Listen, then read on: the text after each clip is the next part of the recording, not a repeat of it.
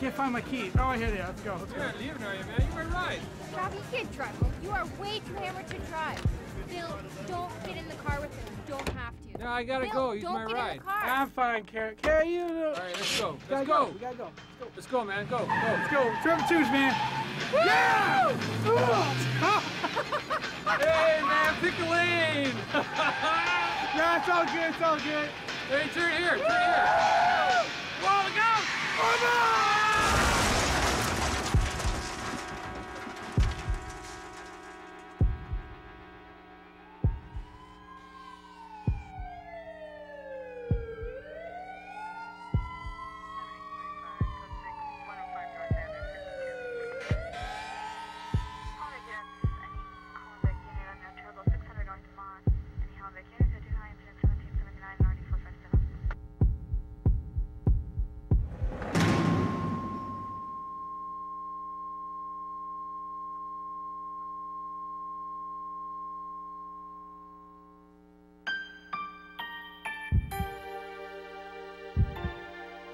Think about spending time behind bars, spending your days in a windowless room that measures 6 by 9 feet. This is one of the outcomes of drinking and driving. You might think this is the worst outcome, but think again. The convicted drivers who spend time behind bars will eventually be free to live life again, to return to their homes, their loved ones. Others are not so lucky, the victims. Mothers and fathers, sisters and brothers, sons, daughters, grandparents, friends. Those that are killed will never again share a single moment with their loved ones, never feel the sun on their faces again, never laugh, never cry. And those who are injured may be sentenced to a lifetime of suffering from injuries that will never heal.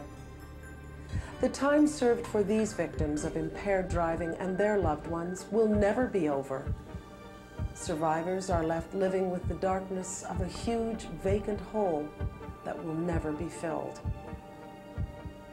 These, not the incarcerated offenders, are the true prisoners of drinking and driving. They're lifers because their sentence never ends. But the devastation doesn't stop there. So many others are affected as well. People who in their regular line of duty are forced to deal with the outcomes of these horrendous crashes.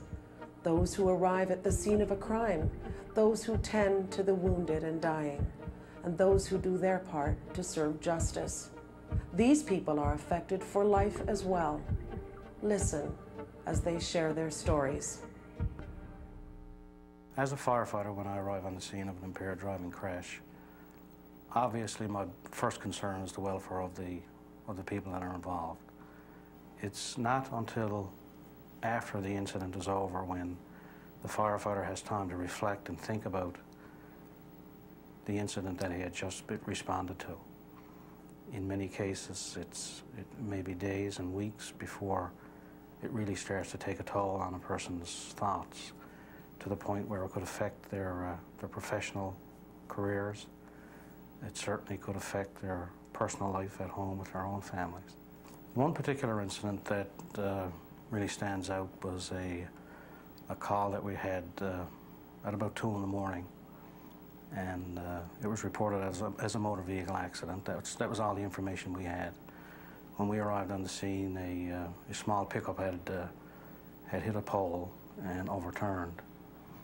The passenger in the vehicle was dead at the scene, and the driver, who was impaired, actually crawled out over his friend, who was the fatality, and went home and changed his clothes and was sat in his kitchen drinking tea when the police arrived and made the arrest. To think that someone could actually crawl over a victim, especially your friend, your personal friend, to me it's just, mind-boggling. A person who has been consuming alcohol with absolutely no regard for, their own safety, the safety of the public, and they're just there, and we have to deal with those people and offer them the same degree of professionalism and help as we would anybody else, if it was a sober situation. That's very difficult at times. It's hard when you recognize, when you show up at a crash scene where you recognize that it could have been an impaired driver that caused the accident or the crash to happen. Certainly paramedics continue to do all of the normal assessment, treatment, and transport protocols that they're trained to do, but it makes it a little harder when you know that the whole thing could have been avoided. When the choices of one person to have a drink or to have 4 drinks before they got behind the wheel was the one thing that made this crash happen. It's hard to take. It's hard on medics, and it's hard on everyone. I'm sure that paramedics have left the profession because of that sense of futility. And that's futility that can be avoided by reducing the incident from happening in the first place. One of the collisions that really sticks out in my mind, that with 2 young people that were drinking and driving together, and they only left their house, actually took their mother's car without her knowing. And about 1.5 kilometers down the road, they hit a tree, and of course the tree entered into the passenger side of the vehicle, and struck him so hard that his entire brain came out of his head. And when I went there to look at the car, his brain was sitting on the dashboard of the car, and he had a great big hole in the top of his head. I'll never forget that. Like I can picture it as it was yesterday. I wish that, you know, for every day that I go to a crash that involves drinking and driving, I wish I could take one person with me to show them what happens to people. Because I'll tell you right now that all it would take was seeing one of those crashes, and they wouldn't be drinking and driving anymore. It's hard not to try and be dramatic about it, but in terms of cleanup or what I've witnessed at a particular scene, it's always, in my view, if a death is caused by a crash, very horrific. What shortly before might have been a relatively late model automobile or truck is now nothing but a bunch of mangled metal and burnt up tires or twisted metal and smashed fiberglass. And then in amongst all of this might be a human being covered with a yellow plastic ambulance sheet. Their body is so brutalized that it's unrecognizable. I mean, oftentimes you can see quite clearly that it's a person dressed in casual clothes that might have suffered the impact of a steering wheel or a windshield and then immediately died afterwards. Yeah, I mean, it is horrific. It is outrageous in terms of what you see that once was a living, talking, vibrant human being is now just a lifeless person, perhaps bloodied by the accident, but you can still see that they were a person that was on their way to somewhere. I've been to accident investigations where I've seen and been part of picking up basically the pieces of children that have been struck by an impaired driver. Having you pick a bicycle up that is in pieces, in a mangled mess, stick it in your trunk, and take it to somebody's house and say, is this your son or daughter's bicycle? And the mother's crying and going, yes, and you end up with that person in the car going to the hospital, to the morgue, to have to identify that son or daughter of that person. That's the most heart-ripping thing that any one person should ever have to go through. That was pure hell. Going into a room where it's bright, pin-droppingly quiet,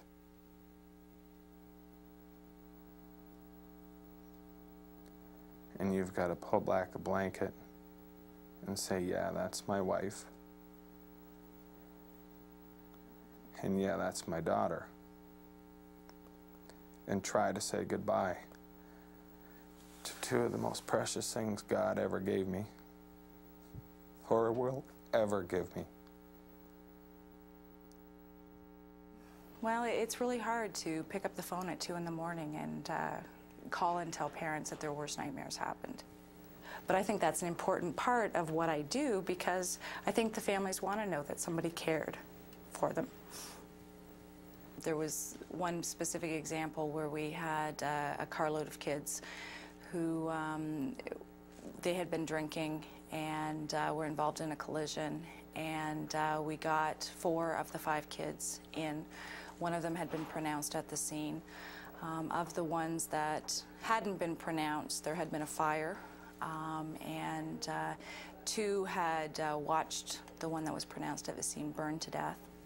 Probably the hardest thing is, as their mom's going to be so mad at me, and that's a really hard thing to hear when they're dying, and they're saying, well, you know, mom's going to be really mad at me, and it's like, mom's not going to be mad. Mom's going to be very upset and devastated, but not mad. I think we all need to start being honest and talking to kids and saying, you know what, I did it, and it was wrong, and you know, this is what I've learned from it, and this is, instead of saying I'm going to be angry with you, we need to start saying, I can't imagine you not here. I think the cases that I've had, or that have had the greatest impact, have not been so much with the medical issues in the case, but more with the interpersonal issues.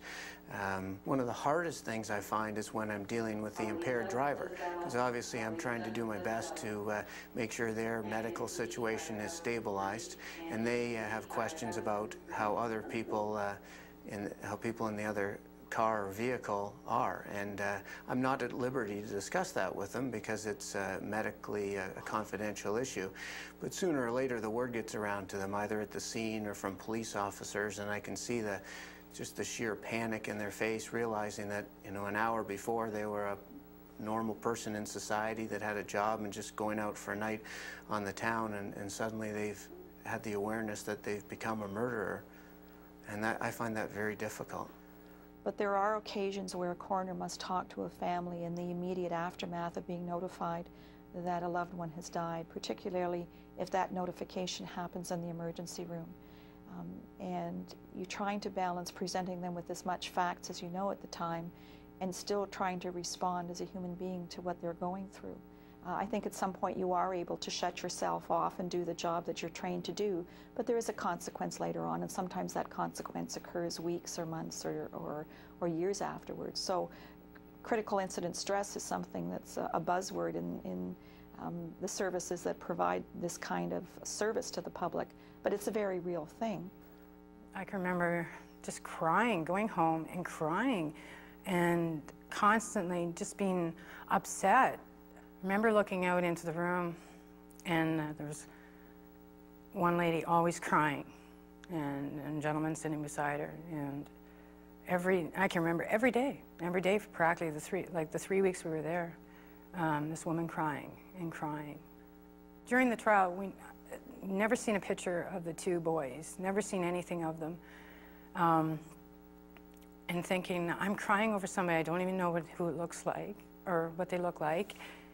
But it's just the whole thing, seeing the parents, you know, and just thinking, myself being a parent, having 2 boys of my own, you know, if I was in those shoes, you know, that's what, I kept going through my head. And then that gentleman just sitting there, showing nothing at all. My one boy's going to be driving soon, and I think to myself, well, you prepare them for everything, but that you cannot prepare them for a drunk driver running into them. You can't. When you choose to drink and get behind the wheel of a vehicle, you're choosing to take the risk of causing widespread pain and suffering, of killing someone's loved one dead. What if it's your loved one next? Call a cab, stay the night, get a ride with a sober friend. The solution is so simple, and yet the travesty continues. Maybe you haven't been affected yourself. Maybe you have. Maybe you think, it'll never happen to me. Maybe it will. We owe it to the many victims of impaired driving to continue the crusade to prevent another senseless loss of life. to prevent sentencing yet another prisoner, the prisoner who never stands trial, to be locked up for life. Mothers Against Drunk Driving asks you to help us in our mission to stop impaired driving and support victims of this violent crime. To all those who have become lifetime prisoners through the selfish actions of an impaired driver, we express our sympathy. We thank those who have shared their stories with us. To the police who put their lives on the line, spend hours investigating impaired driving cases, who knock on the doors of homes in the dead of night to notify the next of kin, we thank you because we know cops really do cry. To the firefighters who appear at the crash scene first and learn to put their human hearts aside so they can deal with the horrible devastation, we applaud your strength. To the ambulance attendants who do what they can to keep life going against all odds. And to those who come and clear the carnage away, we express our heartfelt gratitude. To the medical teams who try to fix what someone selfishly destroys, and when that's not possible, break the sad news to the families and witness their raw pain, we praise you. To the judicial community, the jurors and the attorneys, we understand the frustration you must feel working within a legal system that sometimes seems to support the offenders more than the victims themselves. We vow to instigate change. Please join us in our efforts. Together, we can make the world a safer place for all.